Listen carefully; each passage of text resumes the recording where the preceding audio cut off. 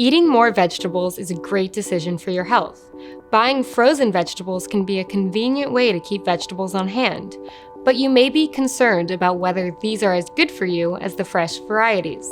Today, we are going to go over the difference between frozen and fresh vegetables, the benefits and potential downsides to choosing frozen varieties, and how to best prepare them. Are frozen vegetables as nutritious as fresh ones? It seems so. Most frozen vegetables are frozen quickly after harvesting, helping to preserve most of their nutrients. Are nutrients lost in the freezing process? The way that freezing affects the nutrient content of vegetables depends on the type and how fast the vegetable was frozen after harvesting. Macronutrients, think carbohydrates, protein, and fat, are generally not affected by freezing. But when it comes to micronutrients, vitamins and minerals, the effects of freezing vary. Most vegetables are blanched before freezing, which involves placing them in boiling water for a very short time. Blanching prevents the loss of texture, flavor, and color and kills any harmful bacteria. However, it can also lead to a loss of some nutrients, though research is mixed on how much. One study comparing frozen produce with fresh and fresh stored produce found all three to be comparable in nutrients. In instances where there were significant nutritional differences, more often frozen produce was more nutritious than fresh stored. Another study that analyzed the amount of vitamin C, E, riboflavin, and beta-carotene in 6 different vegetables, corn, carrots, broccoli, spinach, peas, and green beans, also suggested that there were no consistent nutritional differences between fresh and frozen vegetables. The vitamin content was sometimes higher in frozen foods.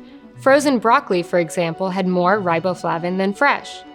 But, on the other hand, beta-carotene was found to decrease in peas, spinach, and carrots over the course of frozen storage. What's more, a study done on 20 vegetables found that while minerals and fiber remained generally stable, antioxidants and vitamins were more sensitive to blanching and/or freezing. Blanching caused a decrease in vitamin C and folic acid, whereas freezing affected vitamin C and carotene. Frozen produce may also lose nutrients the longer it's frozen. They should be used within 8 months to 1 year of purchase. Can fresh vegetables lose their nutrients? Even fresh vegetables may lose their nutrients depending on when you eat them. Many are harvested before they're ripe to allow ripening during the transporting and processing phase before they're available for purchase. Vegetables may spend up to 5 days in transit before arriving at a distribution center, 1 to 3 days at a grocery store, and stored up to 7 days before consumption. Over this time, nutrient degradation can occur. If possible, eating local produce and storing vegetables properly may counteract some of this nutrient loss. What are the pros and cons of picking frozen veggies over fresh ones? The pros of frozen vegetables are that they're convenient, affordable, they provide your body with important nutrients, they have a longer shelf life, and most can be purchased year-round, providing better variety and access to nutrients. Here's the con of frozen vegetables. They may contain added salt, preservatives, and artificial ingredients. What's the best way to cook vegetables to preserve nutrients? Some cooking methods can cause more nutrient loss than others. Water-soluble vitamins, vitamin C, and all the B vitamins are more likely to be lost in cooking than fat-soluble ones, vitamins A, D, E, and K, since they may leak into the cooking water. Boiling and blanching have been shown to destroy more vitamin C than steaming and microwaving. Research in 2009 done on broccoli, for example, found steaming to be the best method for retaining its nutrients.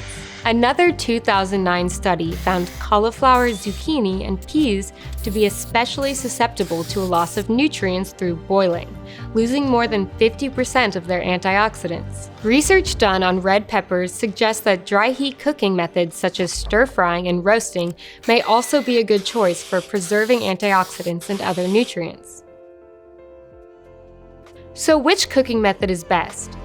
The answer seems to depend on the vegetable. Generally speaking, avoiding boiling and cooking for shorter periods can result in higher vitamin C and potentially other nutrient retention. However, there's no wrong way to cook a vegetable. The best thing you can do is choose a cooking method that will help you enjoy them most. All types of vegetables, including fresh, frozen, and canned, can be part of a healthy and balanced diet. Choosing frozen vegetables is a good idea when fresh ones are not available, or if fresh varieties will spoil before you have a chance to eat them. When choosing frozen vegetables, try to limit ones that include added salt and sugar. Even if some types of frozen vegetables may have a slightly lower nutrient content than fresh, eating them is still a nutritious choice. Most adults should aim to eat at least 5 servings of fruits and vegetables per day, and choosing convenient and affordable options can help reach that goal.